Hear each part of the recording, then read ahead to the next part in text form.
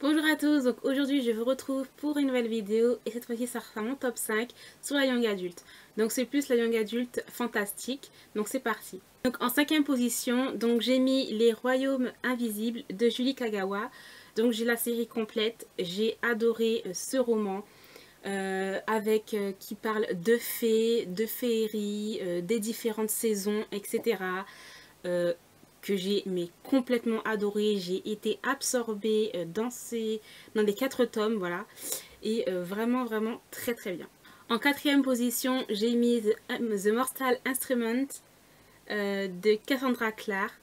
Donc aussi une série que j'ai beaucoup aimée. Par contre, je ne l'ai pas terminée, donc je crois que je suis au tome 4. Voilà, donc il me reste encore 2 tomes à lire. Il faudrait vraiment que je lise ces 2 tomes. Ça parle, j'ai envie de dire, de descendants d'anges, voilà. Même ils sont à moitié humains, mais à moitié anges. On a des vampires, enfin voilà, vraiment beaucoup de créatures fantastiques.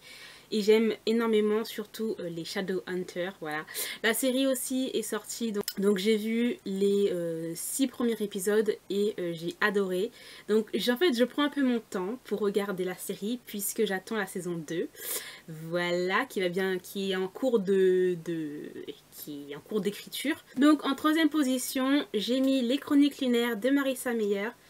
C'est une série mais qui est vraiment super de par déjà la réécriture de contes, mais surtout la réécriture de contes un peu futuriste. Donc ça, c'est ce qui est vraiment très très bien et que j'adore absolument.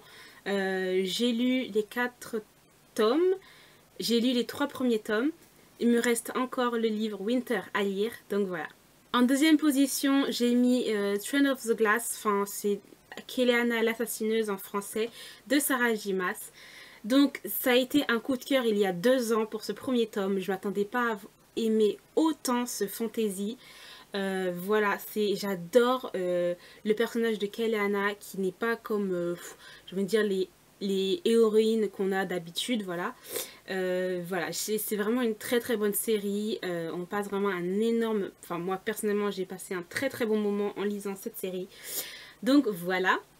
Donc en première position, j'ai mis Né à minuit de C.C. Hunter.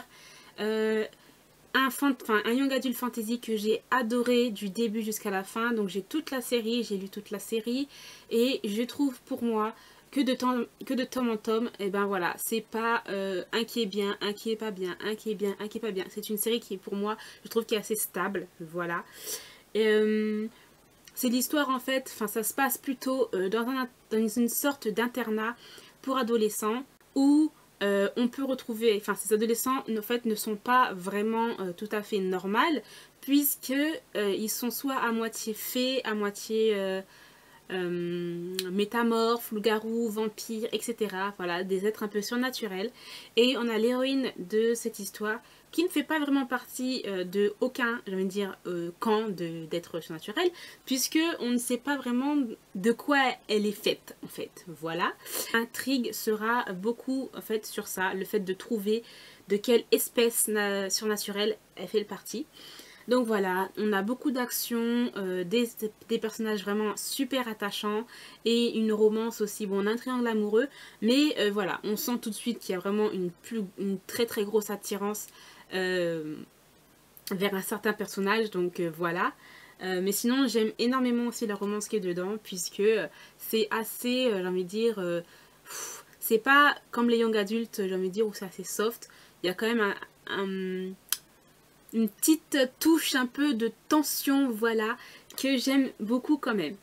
Donc voilà, j'ai terminé pour vous présenter mon top 5 des young adultes. J'espère que cette vidéo vous aura plu et je vous dis à très bientôt. Bye!